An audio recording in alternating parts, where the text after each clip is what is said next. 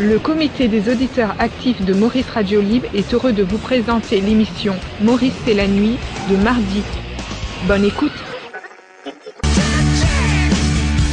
La direction de Maurice Radio Libre tient à informer ses auditeurs que le programme qui suit peut heurter la sensibilité des publics non avertis. Les réguliers écarts de langage et les opinions arrêtées peuvent choquer, altérer l'esprit ou bien même rendre dépendant.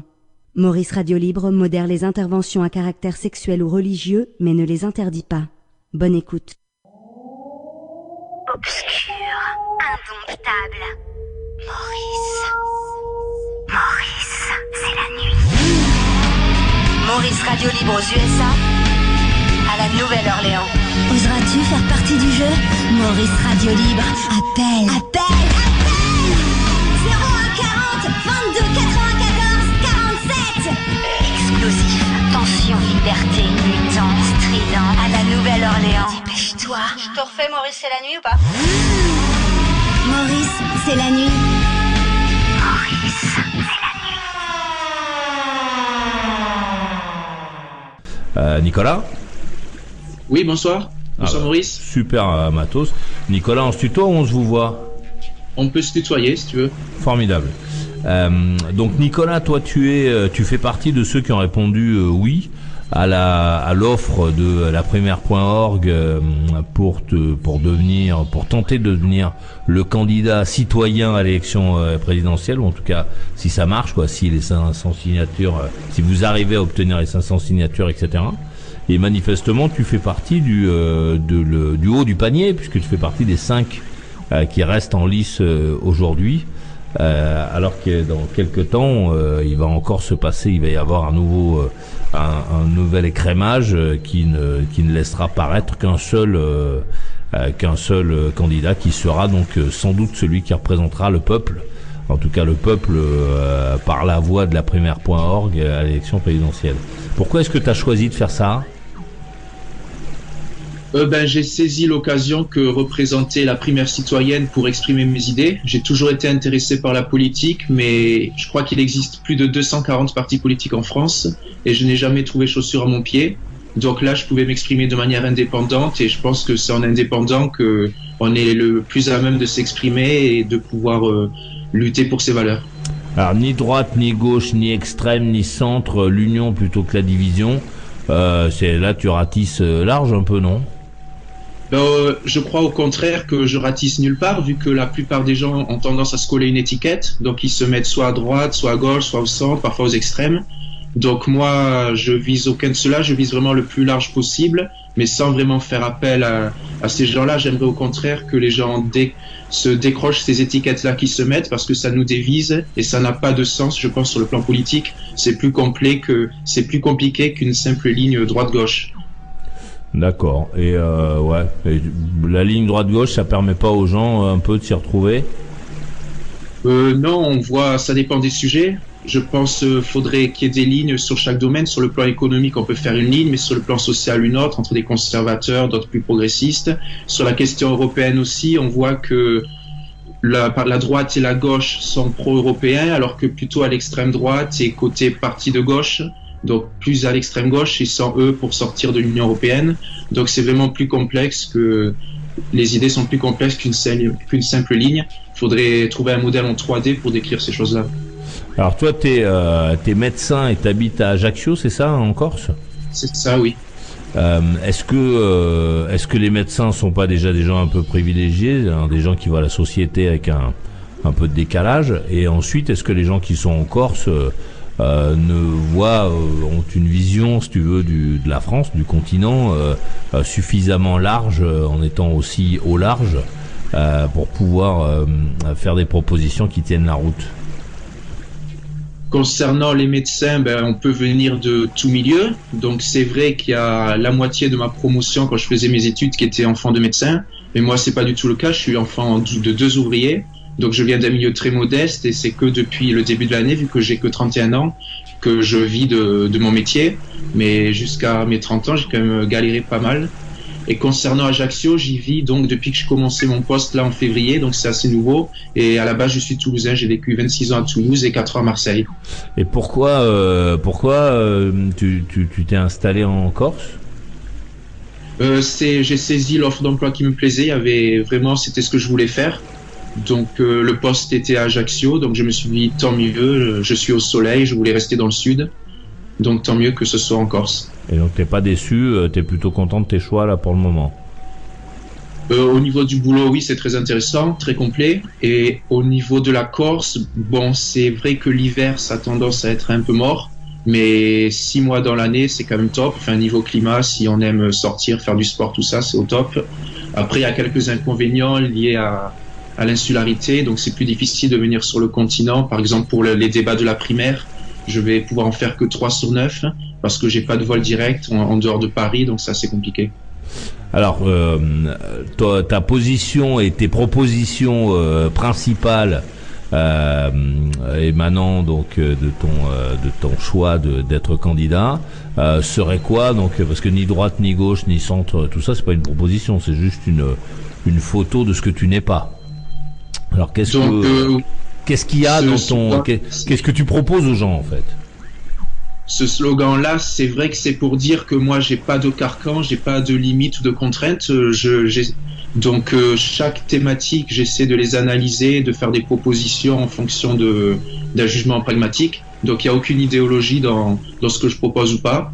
Donc, j'essaie de trouver des systèmes assez équilibrés dans tous les domaines pour pas qu'on oppose les gens, pour pas qu'on les divise. Par exemple, je vais pas prendre le parti des entrepreneurs, des patrons, le parti des salariés.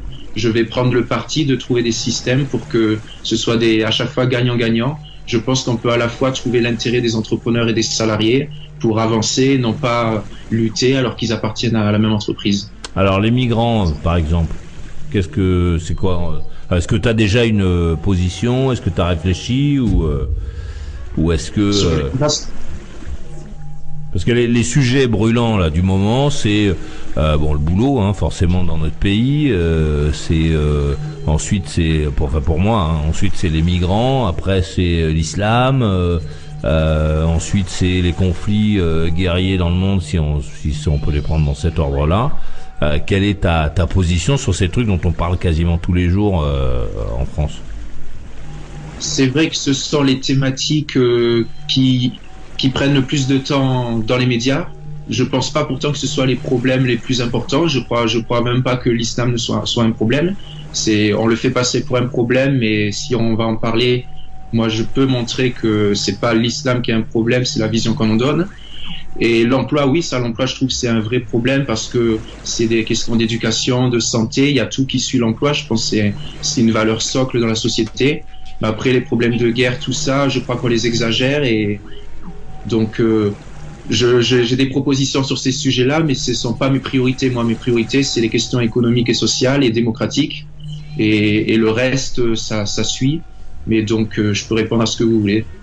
Alors, qu'est-ce que, dans ces propositions économiques et sociales, qu'est-ce qu'il y a d'incontournable dans tes propositions? Le gros choc que je présente en termes de changement, c'est que je préfère remplacer le système de protection sociale actuel, qui à 70% repose sur la sécurité sociale, puis après sur d'autres organismes complémentaires, remplacer tout cela par un revenu de base qui permettrait de distribuer davantage aux Français sans augmenter les impôts, parce que le système actuel souffre de frais de fonctionnement excessifs, du fait qu'il existe des dizaines ou une bonne centaine d'allocations de bourses différentes et en parallèle des dizaines et des dizaines de taxes, d'impôts différents. Donc là, il y a manière de simplifier le système pour économiser environ 47 milliards d'euros d'après les chiffres de l'adresse. Alors bon, moi j'en parle depuis les années 90 du revenu universel qui est une idée du nord de l'Europe là. C'est un peu le sujet à la mode, tout le monde en parle aujourd'hui. Tout le monde fait des propositions, donc il y a Benoît Hamon, Charlotte Marchandise, donc une des personnes qui vient aussi qui émerge du système de la primaire.org, toi et d'autres. Donc c'est le truc dont tout le monde parle. Alors ça fait économiser 47 milliards, c'est ça que tu dis? Ou millions? Milliards? D'après des chiffres d'adresse, entre la différence du coût du système de protection sociale et ce qui est versé aux gens, il y a une différence de 47 milliards, donc ce sont les frais de fonctionnement. Alors combien touchent les gens? Ceux qui sont... ça dépend des catégories sociales, mais il existe une telle complexité du système, c'est sous forme soit de bourses, d'allocations, soit des remboursements, je parle pas de ça. Je parle du revenu. Quel serait donc le montant du revenu universel que tu proposes? Alors moi, c'est vrai que j'ai déjà défini tout cela par rapport aux études de l'adresse encore, puisque c'est l'adresse qui évalue la protection sociale, tout ça.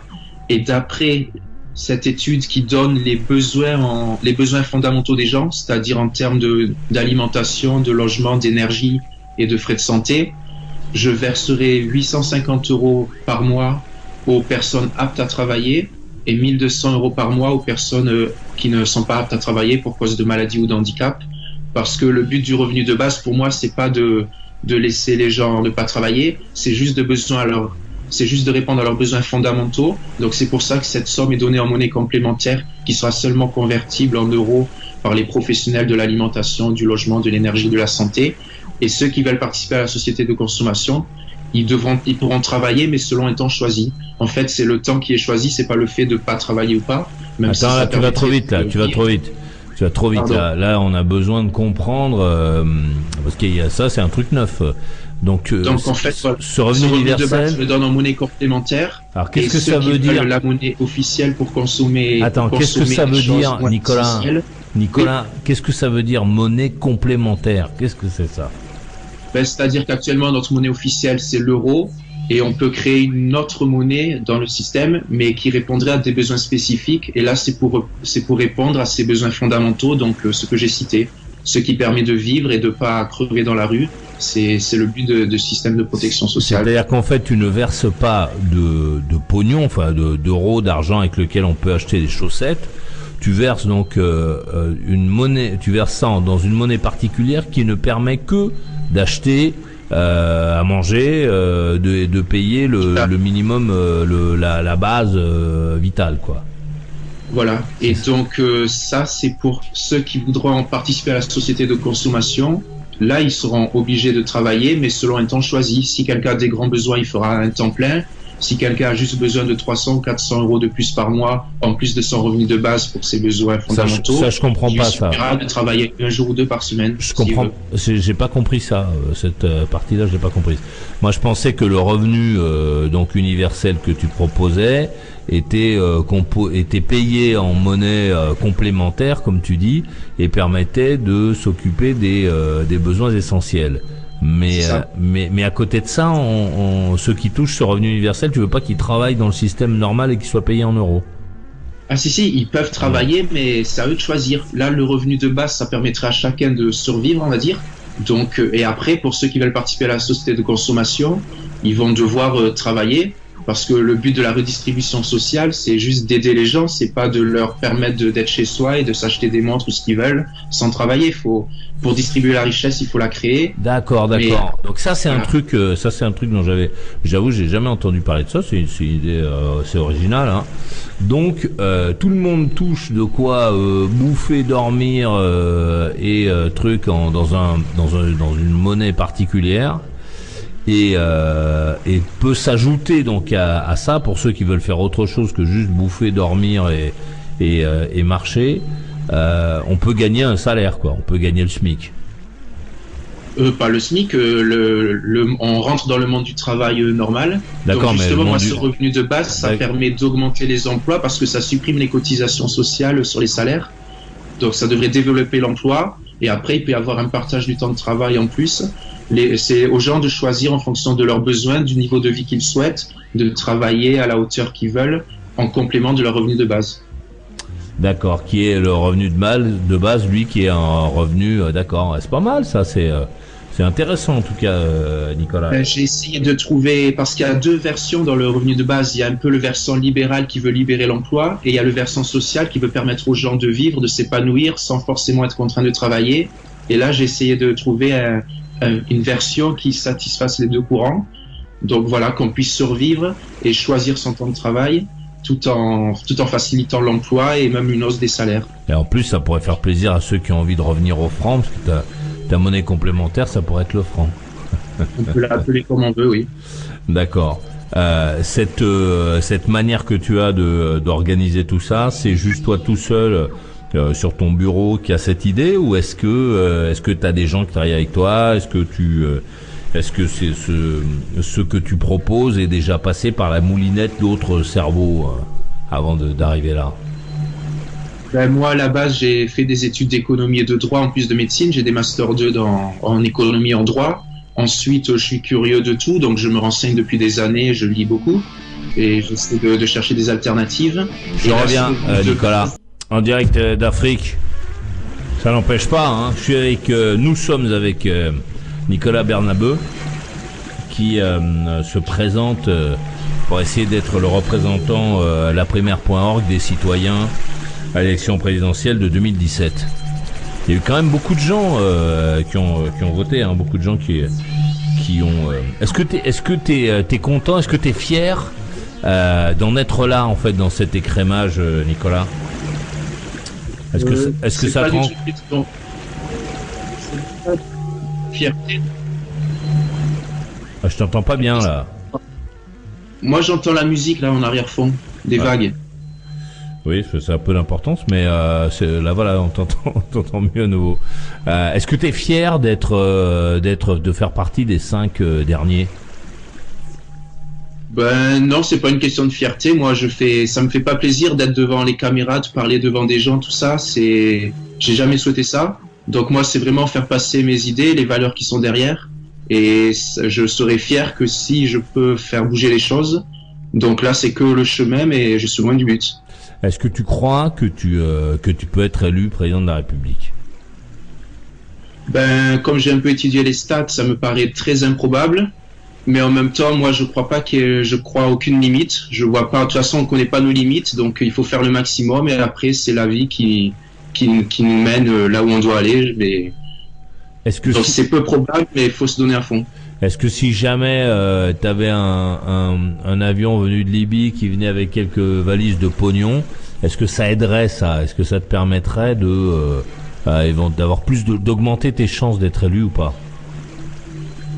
Les moyens financiers sont sûrement importants, mais je pense que le plus important, c'est les moyens médiatiques. Et je crois que le plus important dans une campagne, c'est les passages à la télé.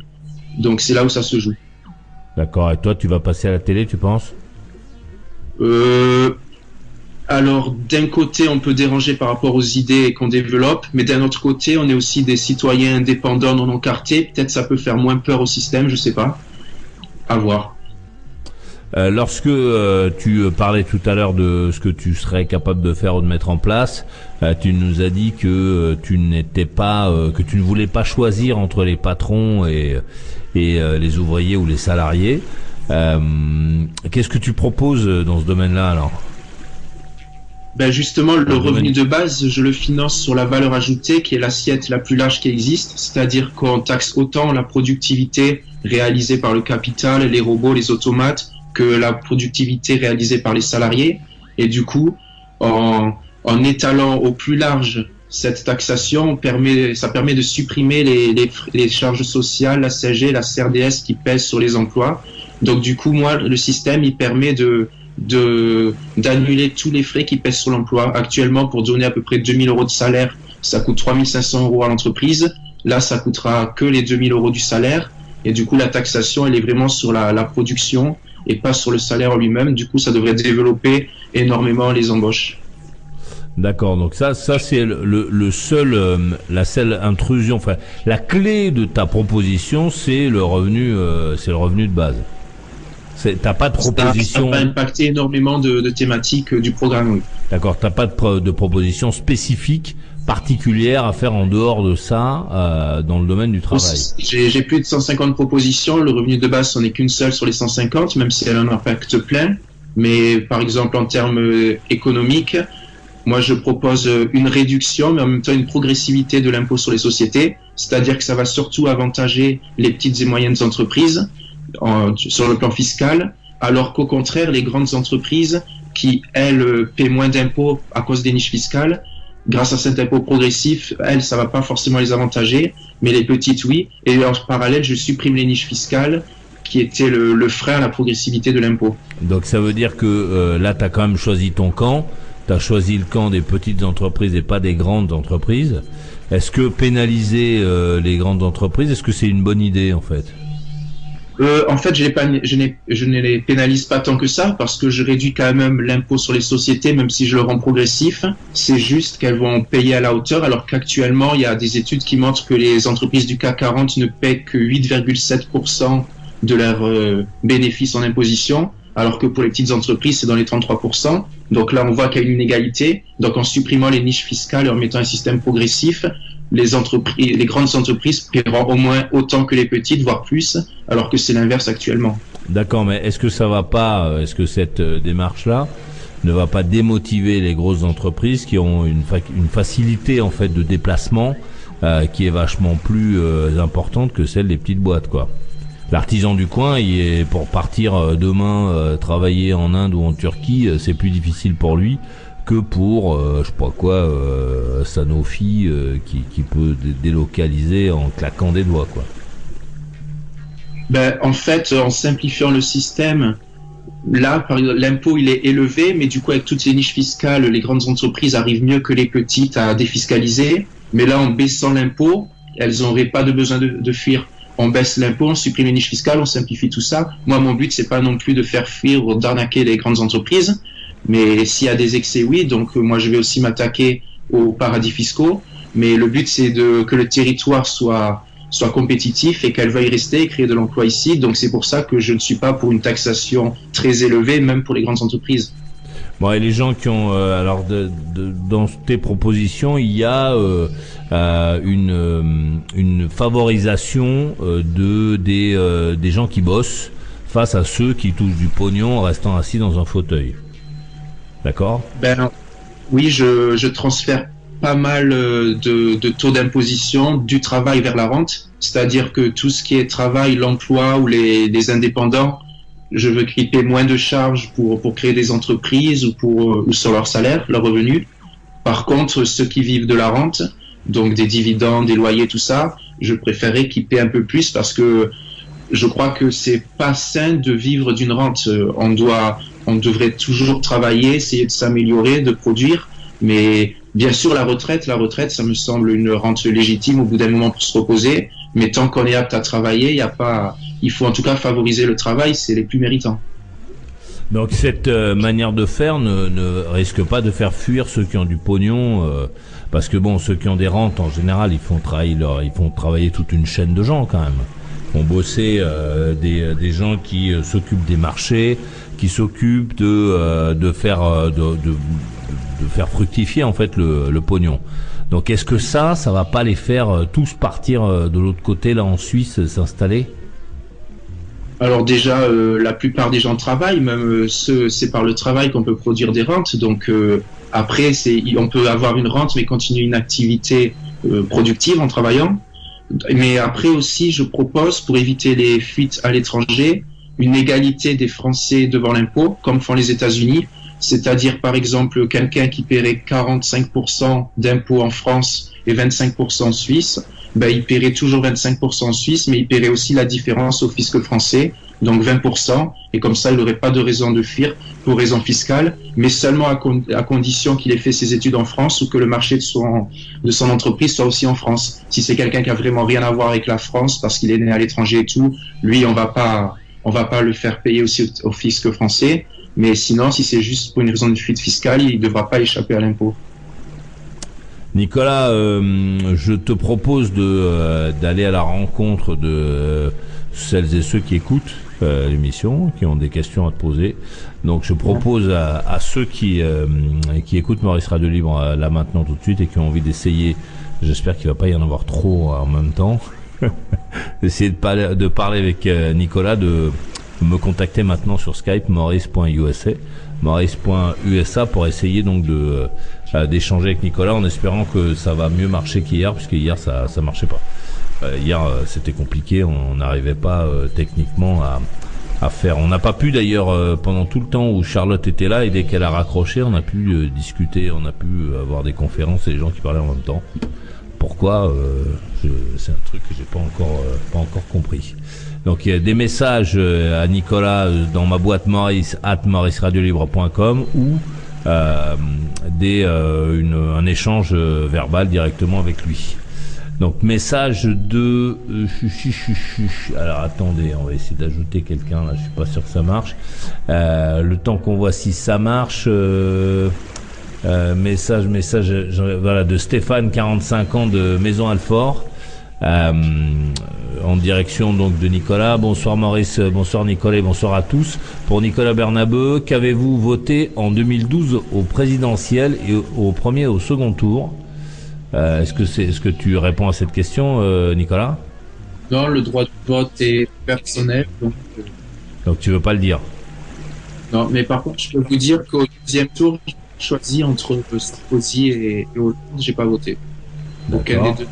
Je ne voulais aucun. Une deuxième, alors je sais pas pourquoi là maintenant ça commence à dégoiser le son, peut-être qu'il faut que tu te rapproches un peu de ton micro. Moi je m'entends double là. Tu t'entends double, c'est sans doute la personne qui vient d'arriver qui a pas coupé le retour. Ne pensez-vous pas que de ne pas avoir d'idéologie, c'est ne pas avoir de vision d'avenir, de ne pas avoir de valeurs ancrées? C'est la suite de la question de Stéphane de Maison Alfort.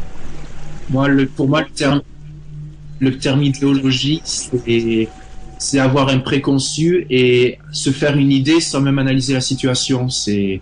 Donc moi, où j'ai des idées, mais j'ai pas d'idéologie, c'est-à-dire que j'ai des valeurs, mais j'ai des valeurs qui ont été construites avec l'expérience et en analysant les situations. C'est pas des choses innées que je veux défendre de manière têtue. Donc c'est pour ça que je dis que j'ai pas d'idéologie. Il y a quelqu'un qui veut parler. Allô, qui va là, je te prie.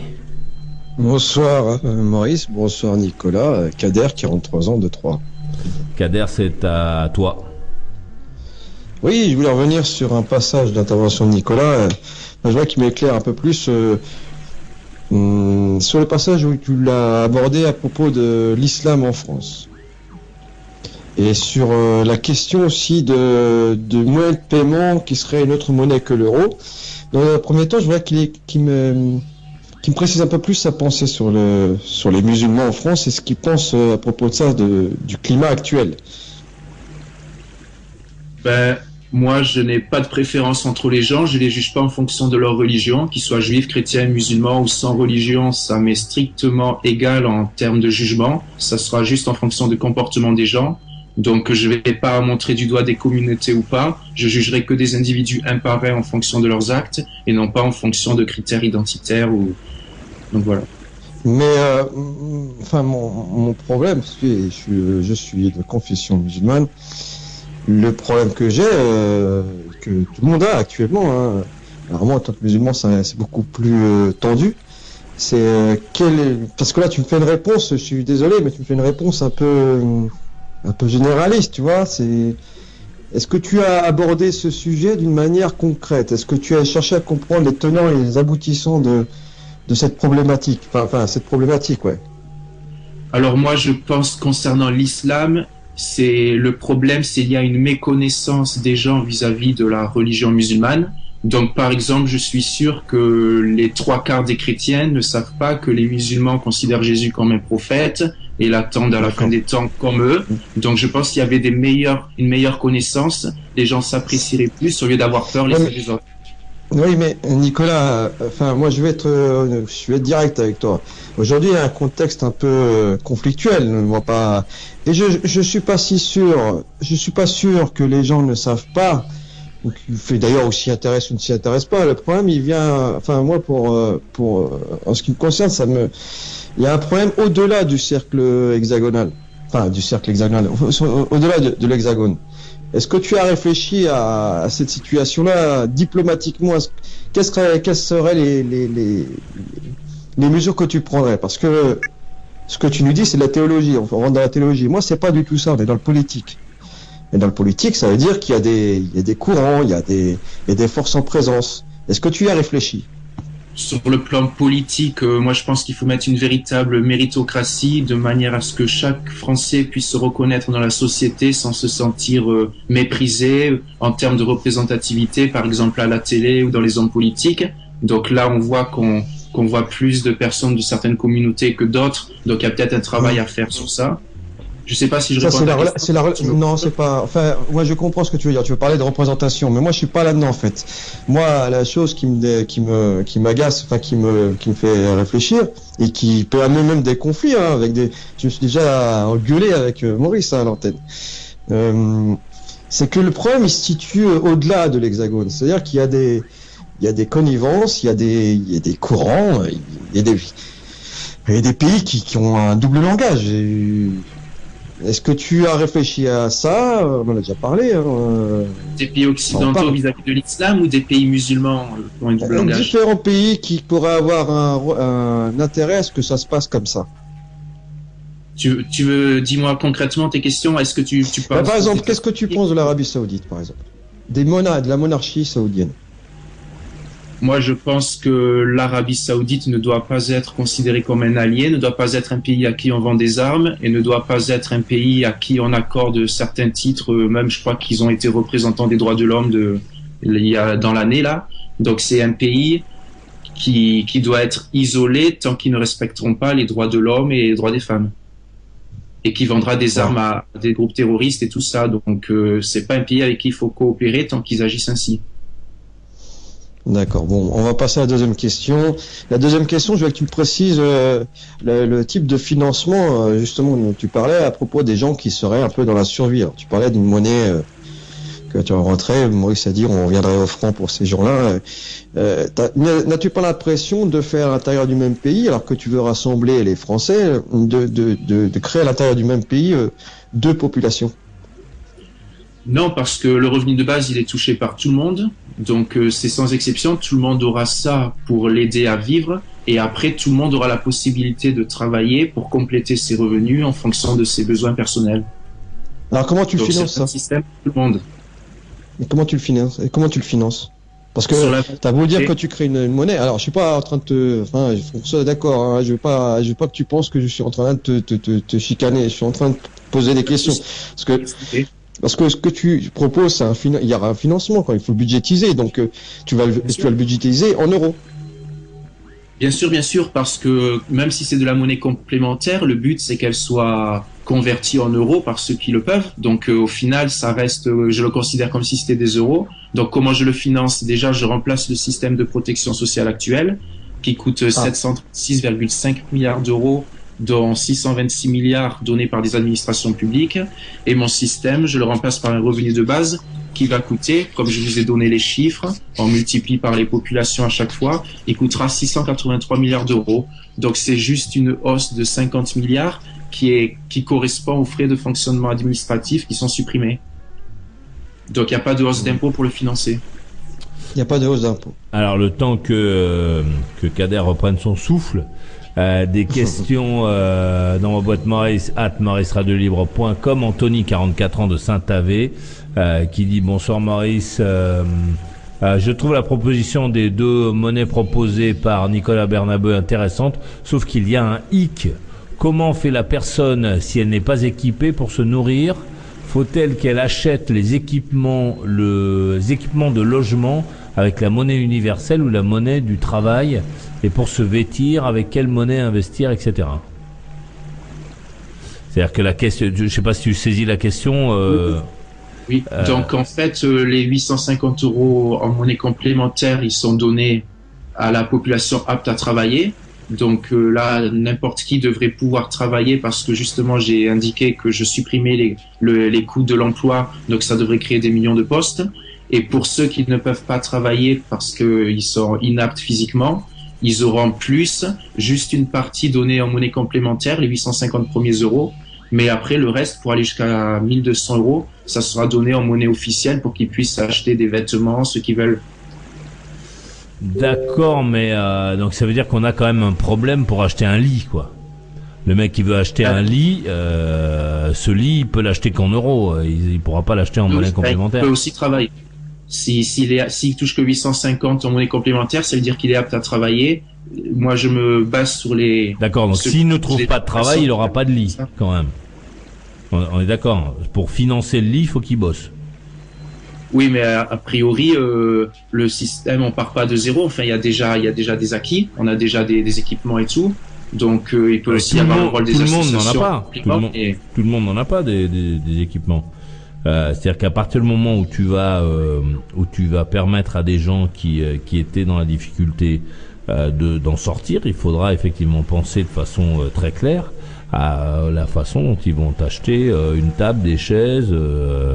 Parlons concrètement, là, on pense par exemple aux sans-abri. Donc pour les sans-abri, j'ai un plan de réinsertion complet. Donc il y a bien sûr le revenu de base dont on en parlait, mais il y a aussi la priorité sur les HLM et des emplois municipaux. Donc pour les aider en priorité à sortir de la rue. Donc il y aurait le logement, il y aurait les emplois, le revenu de base pour partir et les soins primordiaux, et aussi un accompagnement médico, psychologique et social pour les aider à s'en sortir. Donc moi je pense beaucoup et en priorité à ceux qui souffrent le plus, c'est-à-dire ceux qui sont dans la rue, par une prise en charge vraiment totale, à la fois financière, humaine et sociale.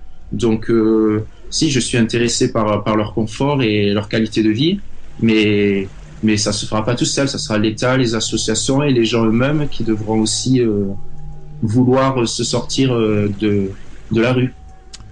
D'accord, mais la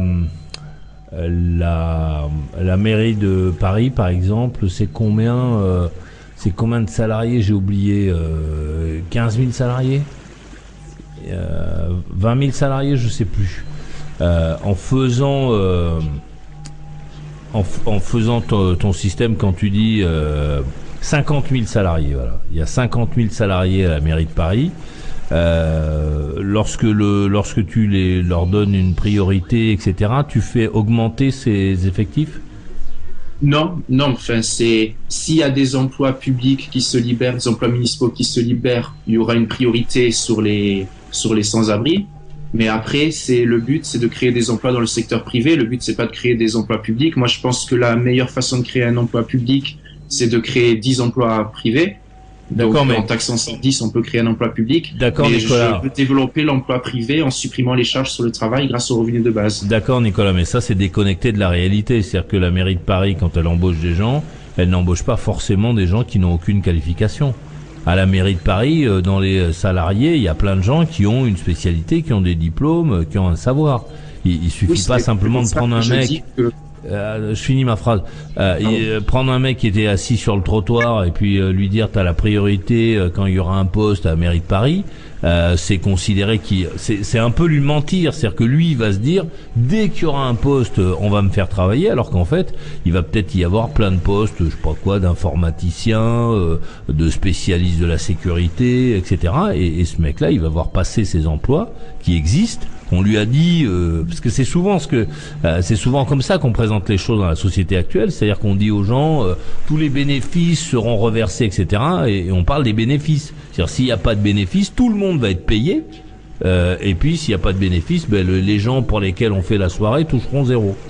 Et là c'est un peu la même chose, c'est-à-dire que tu dis priorité aux emplois, priorité aux gens qui étaient clochardisés, on va les appeler comme ça. Dès qu'il y a un emploi à la mairie de Paris, on leur donne du boulot, alors qu'en fait à la mairie de Paris ils vont chercher des spécialistes de choses, donc ces gens-là n'auront pas de travail. Alors imaginez bien que les propositions que je fais sont beaucoup plus complexes que là en une minute en vous les présentant. Quand je dis priorité sur des emplois publics, c'est, comme je l'ai dit, c'est pas le principal du système. Le principal du système, c'est de développer l'emploi privé en supprimant les charges sur le travail. Donc, pour créer des emplois dans tous les sens par les acteurs privés, parce que oui, d'accord, Nicolas, mais bon, même si on fait ça, toi, chez toi à la maison, tu vas pas employer 50 personnes parce que finalement, il y a plus de charges sur les. Enfin, tu vois, il y a quand même une limite, quoi. Ce n'est pas parce que il y a des besoins. Il y a des besoins dans le bâtiment, dans l'aide à la personne, dans la santé, dans l'industrie. Il y a énormément de besoins, mais ça coûte trop cher d'employer. Donc, moi, je suis sûr qu'on va créer des millions d'emplois en supprimant les charges sur le travail. Et en plus, il y aura un partage du temps de travail grâce aux revenus de base pour ceux qui peuvent se contenter, par exemple, de travailler 25 heures plutôt que 50 heures pour un salaire divisé par 2. Donc, je pense pas qu'on doit s'inquiéter de l'emploi à l'heure actuelle. Ah, il y a Jean-Luc qui est sur le chat, qui travaille à la mairie de Paris, d'ailleurs, si mon souvenir est bon, et qui dit Maurice, on l'a déjà fait chez nous. mais ça a été la catastrophe. Les individus n'arrivaient pas à s'intégrer au groupe. C'est-à-dire que parce qu'il y a aussi cette difficulté, c'est-à-dire que le mec qui est resté à la rue pendant 5 ans, pour lui, il suffit pas de lui dire il y a du boulot, tu signes un contrat, puis hop là, le mec devient un salarié comme les autres.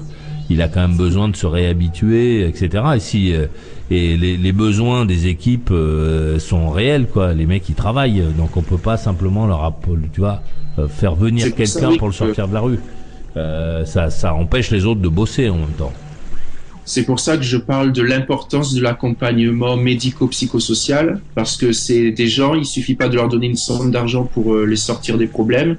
Ils auront besoin d'une somme d'argent et aussi d'un accompagnement pour pouvoir se réintégrer dans la société. Il y a Gaëtan de Ville d'Avray, donc qui est de Sèvres, qui est de retour. Tu as une question, Gaëtan ? Ouais, moi j'ai une question. Qu'est-ce qui te dit que... J'ai une question pour Monsieur Nicolas. D'ailleurs, il a une bonne tête de politicien. On retrouve toujours à peu près le même profil. Reste courtois.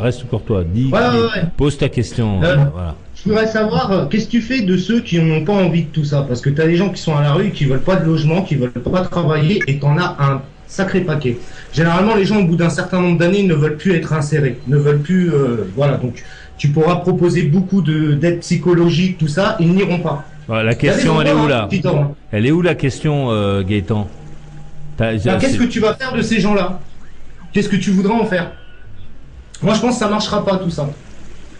Donc, les gens, ils sont responsables et libres. Moi, la liberté, c'est une valeur fondamentale. Si ceux qui veulent pas s'en sortir, malgré qu'on leur en donne tous les moyens, c'est leur choix. Nous, on fait le maximum pour aider les gens. Mais après, c'est eux qui restent maîtres de leur destin. Et moi, je respecte le destin des gens. Question de Sam, 40 ans de Val-de-Reuil, dans ma boîte Maurice mauriceradiolibre.com. Bonsoir Maurice, bonsoir Nicolas. Quelques questions pour Nicolas, avec toujours en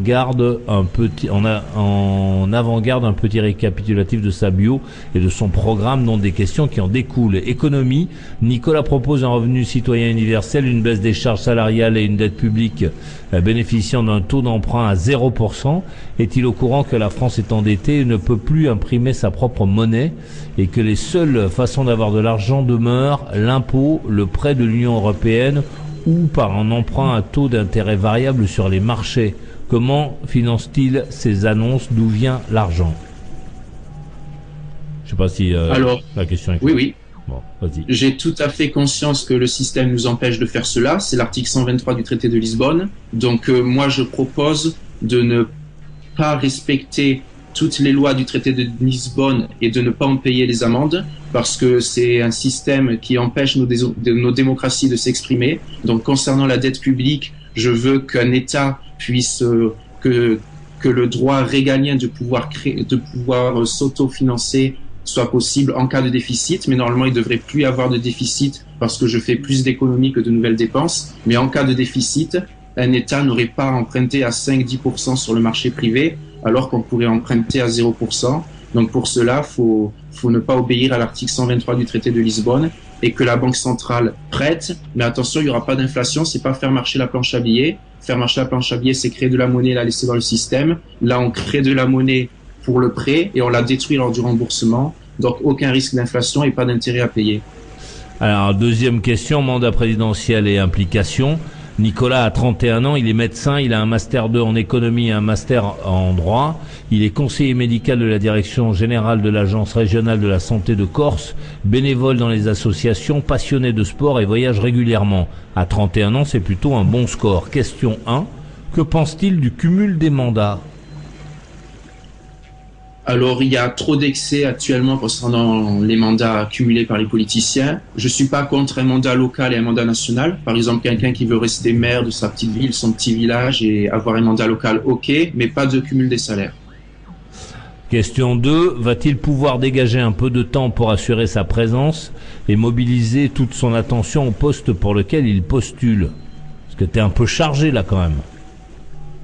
Oui, je consacre à peu près 2-3 heures par jour à cette primaire depuis le mois d'avril. Donc, si jamais je gagnais cette primaire-là, il faut que je me dégage de janvier au 20 avril, le premier tour des présidentielles. Donc, je vais devoir utiliser tous mes congés, tous les RTT, tout ce que j'ai au début, voire faire une interruption de 2 mois pour pouvoir assurer le job jusqu'en avril et essayer d'avoir les 500 parrainages. Et si jamais tu étais élu, parce que Trump a été élu aux États-Unis, personne s'attendait à ce qu'il soit élu. Et si il se passe un truc et t'es élu là, t'es un peu dans la merde si t'es élu. Je crois que quand on est bien intentionné, qu'on veut faire progresser les choses, on va automatiquement mettre en place des systèmes plus justes, plus efficaces que quelqu'un qui veut plutôt avantager une partie de la population ou une autre. Donc, je pense pas que ça serait un accident néfaste pour le pays. Alexis, 36 ans à Christchurch en Nouvelle-Zélande. Bonjour Nicolas, une remarque en rapport à votre proposition par rapport à la titrisation. La titrisation, c'est juste un autre nom pour la diversification des investissements. L'intérêt de titriser n'est pas un intérêt monétaire, mais un intérêt par rapport à la gestion des risques entre actifs. Nicolas, je suppose que vous voulez empêcher la titrisation. Est-ce correct? Point d'interrogation. Si oui, cela signifie interdire les investisseurs de diversifier, ce qui est totalement irréaliste et très dangereux pour la stabilité du système. Cheers Alex. T'as senti la question ou... Oui, tout à fait. Donc le problème de la titrisation, c'est qu'on met plein de titres financiers dont on n'a pas suffisamment connaissance. Donc ça peut tromper ceux qui achètent ces titres-là. Donc soit faut être vraiment clair sur le package qui est vendu, mais aussi un autre problème de la titrisation que c'est pas dit que le monsieur connaisse, c'est que quand on titrise des choses, il y a une destruction monétaire précoce qui fait que il y a moins de monnaie dans le système alors que le nombre de dettes reste équivalent. Du coup, ça c'est pas bon pour le système. À chaque fois qu'on titrise quelque chose, on éteint une dette. Enfin, on n'éteint pas la dette. On détruit la monnaie alors que la dette n'est pas encore éteinte, contrairement au système classique de crédit où on détruit la monnaie au moment du remboursement. Enfin bon, c'est quelque chose d'un peu compliqué, mais il y a un problème par rapport à la titrisation et la destruction monétaire. Kader 2-3, une question. Ouais, je voudrais savoir au niveau politique étrangère, quelle serait ta relation, puisque déjà avec l'Union européenne, ça risque d'être un peu ric-rac, d'après ce que tu dis, de ne pas respecter le traité. Mais au plan international, quelle est ta politique Bon, tu sais que les États-Unis et la Russie sont quand même les deux dominants de ce monde, et particulièrement les États-Unis. Quel rapport entretiendrais-tu avec ces deux puissances? Et, attends, j'oublie encore une puissance quand même, et non négligeable, la Chine. Quels seraient les rapports que tu entretiendrais avec ces trois puissances? Je te laisse, on va te laisser réfléchir à la réponse à cette question, Nicolas. Et ensuite, donc une fois que tu auras répondu à cette question, on ira voir le monsieur qui est sur son canapé à fleurs, qui est là, qui pourra éventuellement à son tour te poser une question. Maurice Radio Libre à la Nouvelle-Orléans. J'ai cru que vous étiez endormi. Nous sommes avec Nicolas Bernabeu, donc qui se présente par le biais de la première.org à l'élection du président de la République française. Voilà, il se prépare et voilà. Donc il va rester encore 5 minutes, j'espère, et puis après ça on va le laisser tranquille. Message de Farid, 38 ans, d'Aulnay-sous-Bois. Attendez. Ah, Nicolas, tu es là, hein, pardon. Oui. Donc, question de Farid, 38 ans, d'Aulnay-sous-Bois, dans ma boîte maurice@mauriceradiolibre.com. Cette primaire n'est-elle pas un tremplin pour au mieux se faire élire aux prochaines élections locales et être finalement dilué dans un très grand parti? Moi, personnellement, je ne suis pas intéressé par les élections de mairie, cantonales, tout ça, départementales, régionales. Ça m'intéresse pas. À la rigueur, les législatives, ça peut m'intéresser pour vraiment m'intéresser à des sujets nationaux ou internationaux. Mais les élections locales, j'ai pas envie de faire carrière là-dedans. Alors, il y a quelqu'un d'autre qui veut parler. Alors, là, je te prie. Salut à tous. Arthur, 36, Albertville. Une question à Nicolas, Arthur? Ouais. Allez-y. Honnêtement, d'après toi, quelles sont tes chances, la probabilité d'être élu président de la République? dans les 0,00001%, mais pour moi c'est suffisant pour me battre. Non mais c'est bien, c'est courageux, c'est bien, c'est bien. Et est-ce que, comment dire, des frais, est-ce que tu as des frais de campagne? J'ai juste dû débourser des sommes, des billets d'avion, de train pour aller faire les débats. Donc à part ça, j'ai pas eu de frais particuliers.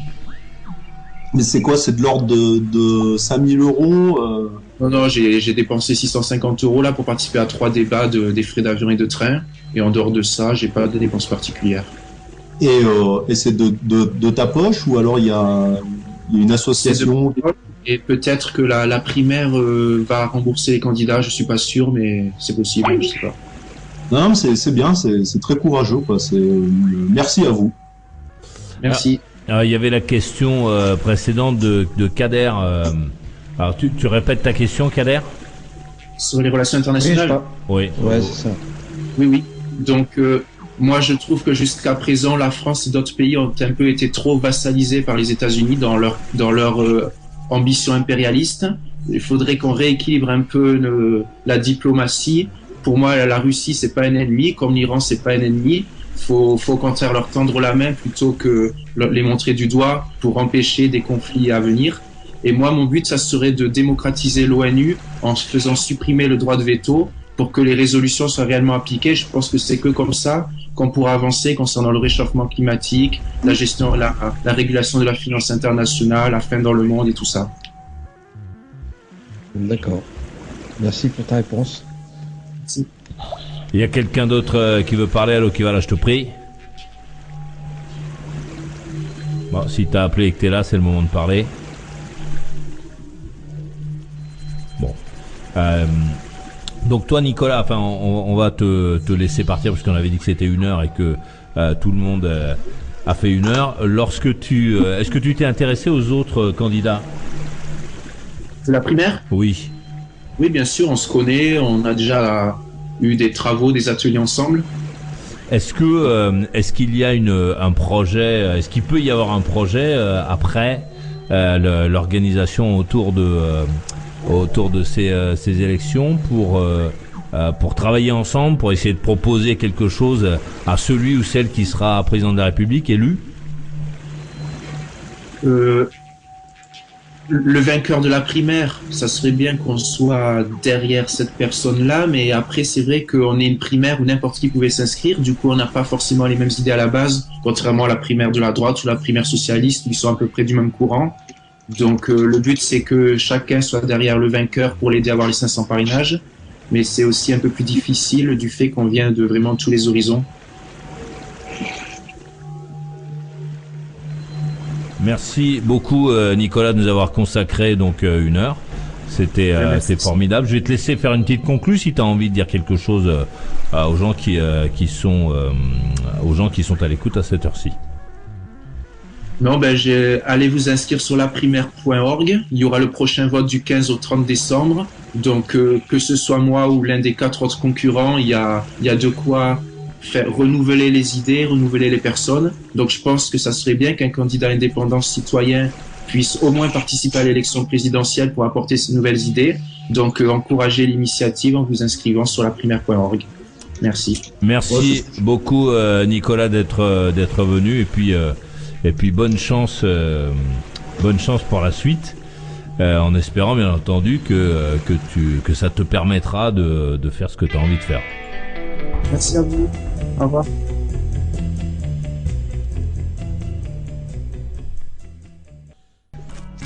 J'étais très content de passer cette soirée avec toi. Demain soir 21h pile, je serai là. Et toi?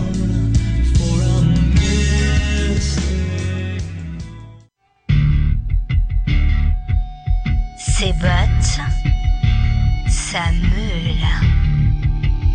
Une fille. Maurice s'enfonce dans la nuit. Accoudé au comptoir ou sous ta fenêtre, Maurice ne se couchera pas. Mais demain, il sera là. Maurice, dès 21h sur mauriceradiolibre.com.